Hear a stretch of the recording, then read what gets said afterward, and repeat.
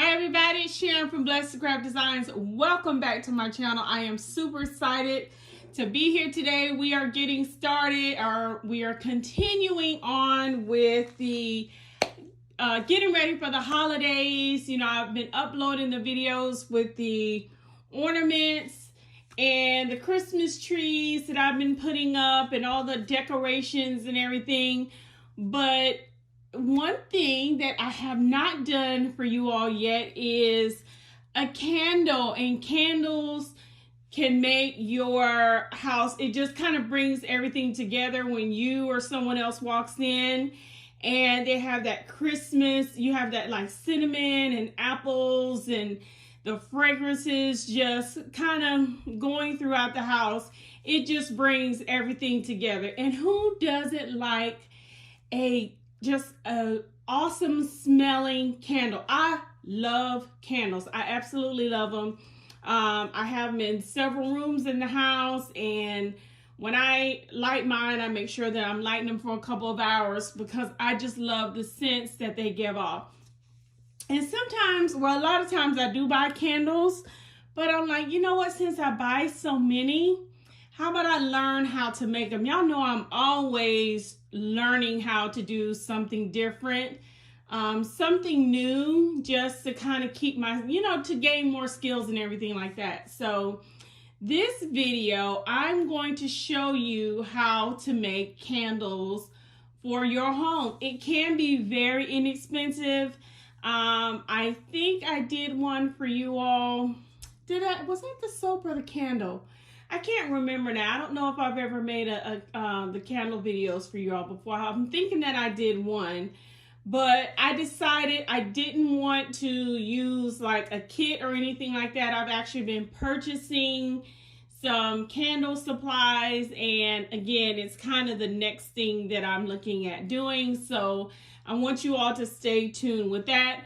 But I'm gonna I want you to come back. I'm going to just go ahead and do the intro, and then I'm going to show you what I'm working with, and we're going to get started making some candles so you can have some in your home for this holiday season and throughout the year, okay?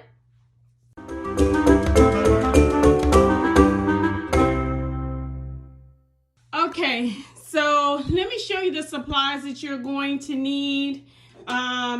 You're going to need one of these little pots here.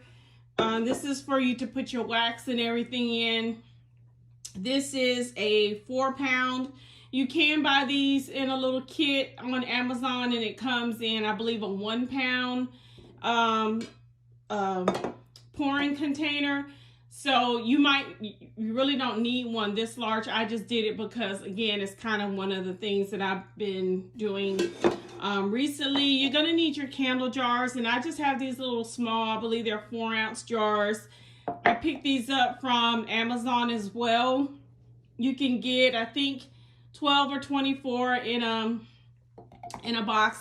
And again, I am not sponsored by anybody. Let me just tell y'all that if somebody wants to sponsor me, hey, I'm here, just, call, send me text message, DM, whatever. But as of right now, I am not sponsored. I'm just telling you all what I'm using. Now, I have 2 different waxes here because you will need your wax. And I did do a candle for you all before because I bought a kit off of Amazon. Well, I didn't like that kit. It just wasn't, to me, I think if you're going to do this, you need to really invest in it. If this is what you're going to, do, longevity or whatever the case may be.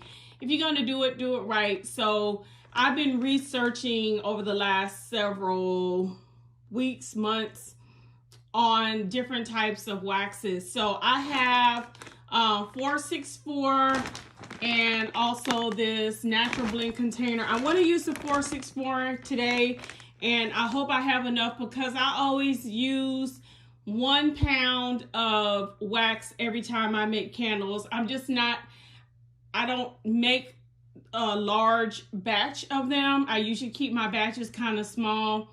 So I only use 1 pound at a time. You're gonna need your spoons And I believe all of this kind of came in the kit together where I have my pouring pitcher, my spoons. It came with some of these. These are just the little ties that go on top of, or your clips or whatever that go on top of your container that hold your wick. If you don't have these and you don't want to invest in those, the dollar store has these I was going to say toothpicks, clothespins. And you can also use these. These only cost $1 and you get 36. And you can, these are reusable, okay? Same with those. You're going to need your wick. And I've been kind of going to Aztec, but there are lots of candle supply companies out there. I'm just trying to kind of stick with maybe one or two. I think I've purchased stuff from 3 different ones right now, but I try to have 2 that are kind of my go-to places. So I'm using HTP's 73. You will need a thermometer. You will need a scale, just a regular old kitchen scale. Some stickers, wick stickers. I have this little beaker here, but any kind of glass jar, or you probably could use plastic. I just bought these because, and there was a set of 3 and they were graduated, you know, small, medium, large, because it has the measurements on there. So I do like this. Very frail, so kind of thin glass. And then this I got from Nature's Garden. I haven't used this fragrance or this company's fragrance before, Nature's Garden, and it's the caramel butter, apple butter caramel, if I can read. Okay, and you will also need, this is actually an embossing tool, but you're gonna need this kind of heat tool, because sometimes when you pour your wax in, your wax may, in your, whatever your glass jar, your container, sometimes they sink and have little things. The tops aren't very pretty, so you use this to, you know, just kind of smooth out your tops. So I'm gonna go ahead and get everything ready so we can get started, okay? All right, so we're gonna get started, and one of the first things we're gonna do is measure out our wax. Again, I use 1 pound. So I have my scale on here, and I'm gonna just put my container on here, and then we need to tear this out because we want it to read 0. And I also want to make sure, I don't know if you can see it, but I do have it on ounces because that's the unit of measurement that I use for the candles. Okay. And then we are just going to start adding our wax in here. And again, I hope I have a pound of this, because this 464 is what I would like to use this time. It probably would be better if you had a scoop, but I don't have one for this one.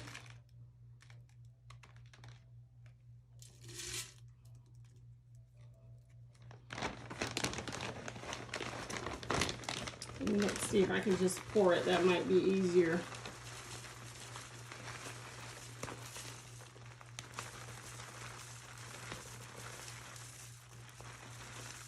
I might have right at 16. Oops. I went over just a little bit, so I'm going to pour some of this out.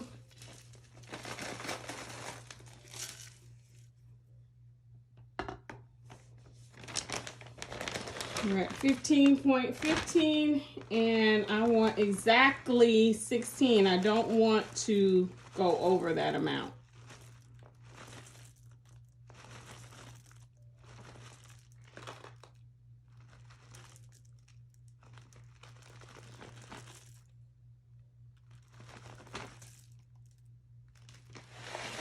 Okay, so we are right on the 16 mark.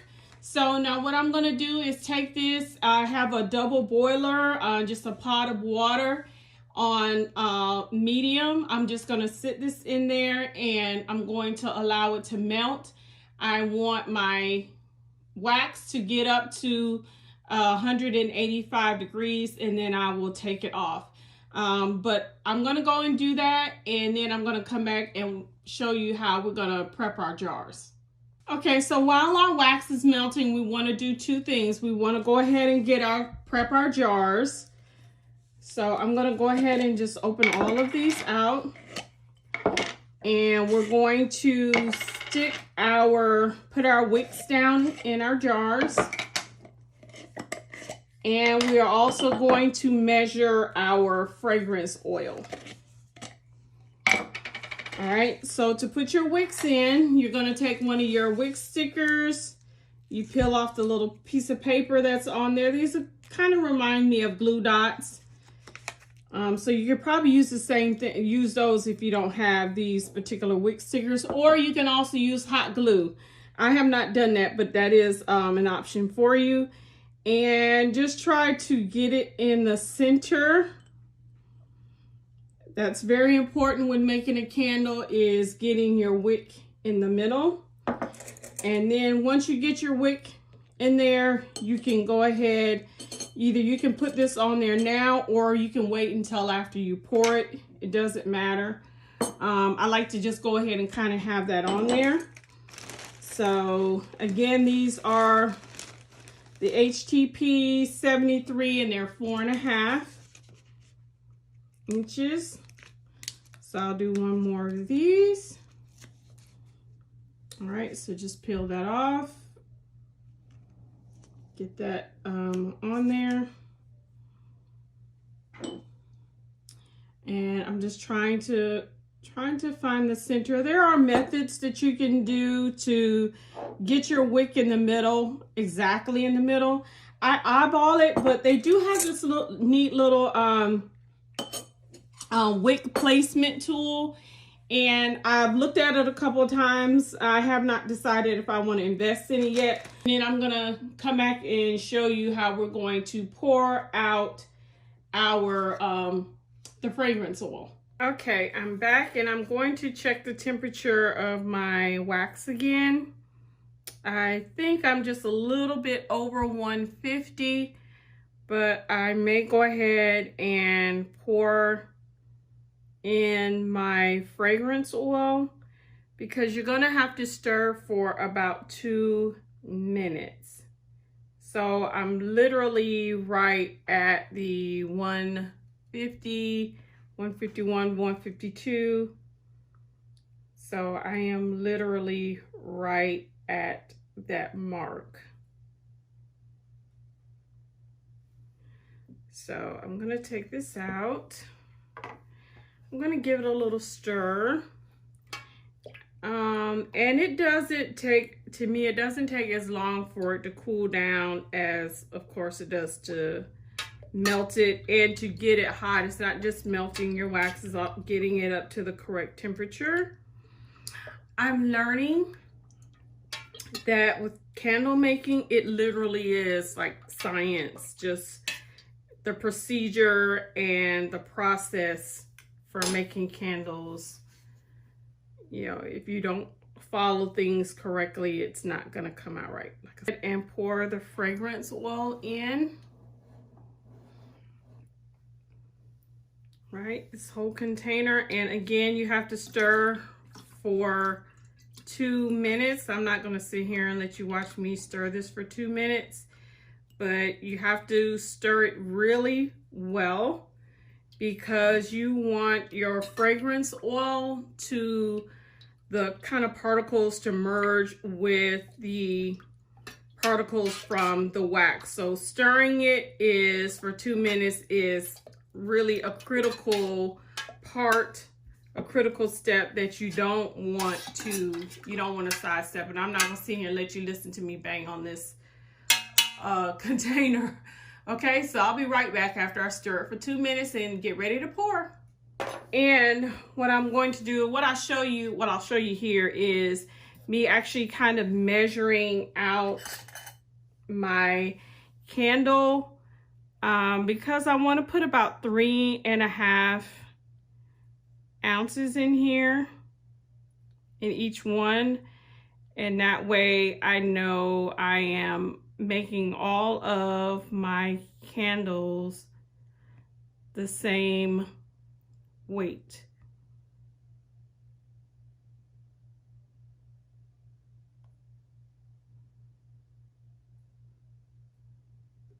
All right, everybody, I'm at the next step, almost the final step. So I've removed all of my wick bars, and I just want to show you what the tops look like right now. This is about 2 hours later. I don't know if you can see those kind of cracks on top. I don't have any sinkholes yet, not from what I can see. But as you can tell, the tops of these are not really pretty. And just from what I've read with this type of wax that is common, and not just this type of wax, but other ones. And there's a little bit of frosting and everything there. So I'm going to fix that. I did make these little tea lights because this was the extra. This one, I'm just going to pop it out and use it as a wax melt. But to fix these tops, I have my heat tool here, my little heat gun, and let it get warm.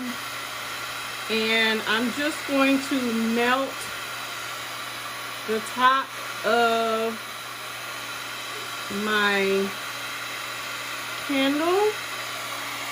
And I'm going to try not to, I have moved these candles a little bit. Normally I don't do that. I try to leave them pour, wherever I pour my wax, that's where I try to leave the candle. So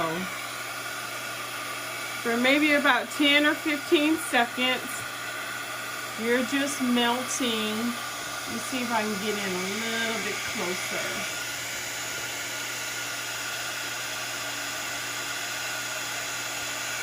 Okay, and as you can see, I'm just kind of melting that very top layer. The top part of the candle. And you can see the wax kind of moving around there a little bit. Ooh, I did that one a little bit too much. Just not paying attention. Okay, so about 10-15 seconds per candle, and I just go around kind of in a circular motion. I do try to get, because sometimes that wax will actually start moving up your wick. So I go inside with the wick, where the wick is, and then just circle around until I get the entire surface area of the candle. So again, I'm gonna let this sit and come back in about maybe an hour or two. Okay, so the only other thing that I want to make sure I tell you that I do here is I label my jars this way, because usually one of my jars is going to kind of be my test jar, or even if I'm doing all testing, like if I'm using different wicks, you know, like sometimes I'll use a 73, I'll use a 83, and then maybe a Premier wick, and I'm using a different soy and a different fragrance oil. I try to use, I just found this little painter's tape, you can get it from the dollar store, and a marker, and I mark my jars because later on I will probably not remember what was in there. So I always put, today is the 14th of November, so I'm putting today's date on here. I use the HTP 73, so I know what wick I'm using. I used 464 wax, 464, and I use apple butter fragrance, apple butter caramel, butter caramel. And then I just take this little piece of tape and I will stick this on the outside, because again, I'm going to cut gonna trim my wicks, and I'm gonna put the top on them, and I'm gonna leave these for no less than a week. I try to push it to 2 weeks because the amount of time that you allow it to cure, they say that it kind of helps with the smell. Not only the cold throw, just, you know, when you open the top and the way it smells and it's never been lit, to the hot throw, which is when you light it and you allow it to burn for at least 2 hours at a minimum. You know, you should smell that fragrance. So they say the longer your cure time, the more likely you're going to have a better cold throw and a better hot throw, which is really what everybody wants. So tell me what you all think about these different waxes that I'm using. Again, this is a new endeavor that I'm starting, and I'm really excited about. I'm always excited about everything, y'all. Y'all know that anytime I'm creating something, I'm happy and I'm excited. But tell me about you. Do you love candles? What do you look for in a good candle? Do you prefer something, you know, sweet, like these apple butter caramels, or, you know, like apple cinnamon? Do you prefer like fruity type things? Do you like colognes that are candles that smell like cologne and perfume? Or do you like more natural, like citrus and, you know, fruit like mango, those type of things? So tell me kind of what you like in a candle and what you look for.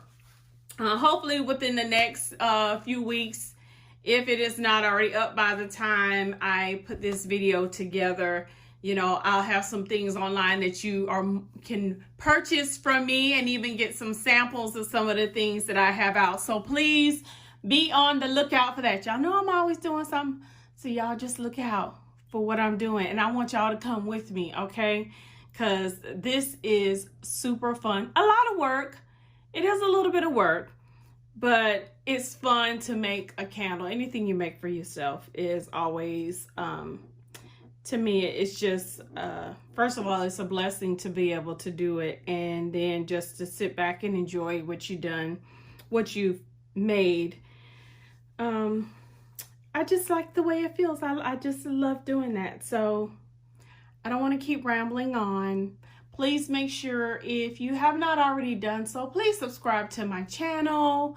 Come by my Facebook page, which is Blessed to Craft Designs, and hopefully soon will be Kamari Candle Company. If I can get everything up and running the way I want it to, y'all be in prayer with me that that will be a smooth transition to open my candle website and my online store. And make sure you come by Pinterest and Instagram. I'm on there. I haven't done Twitter yet. I don't know if I'll ever do Twitter, but you can find me on just about everything else. So I appreciate you stopping by. I appreciate you watching my video. To everyone who's given me support on this platform and all my other social media platforms, of course, I appreciate it. And I continue to lift everyone up in prayer that you stay safe, that you're adhering to the social distancing and wearing your mask and washing and hand sanitizer and all that other kind of stuff. I hope you all are doing that, because I want you all to just be safe and to be well, okay? So as always, everybody, y'all be blessed.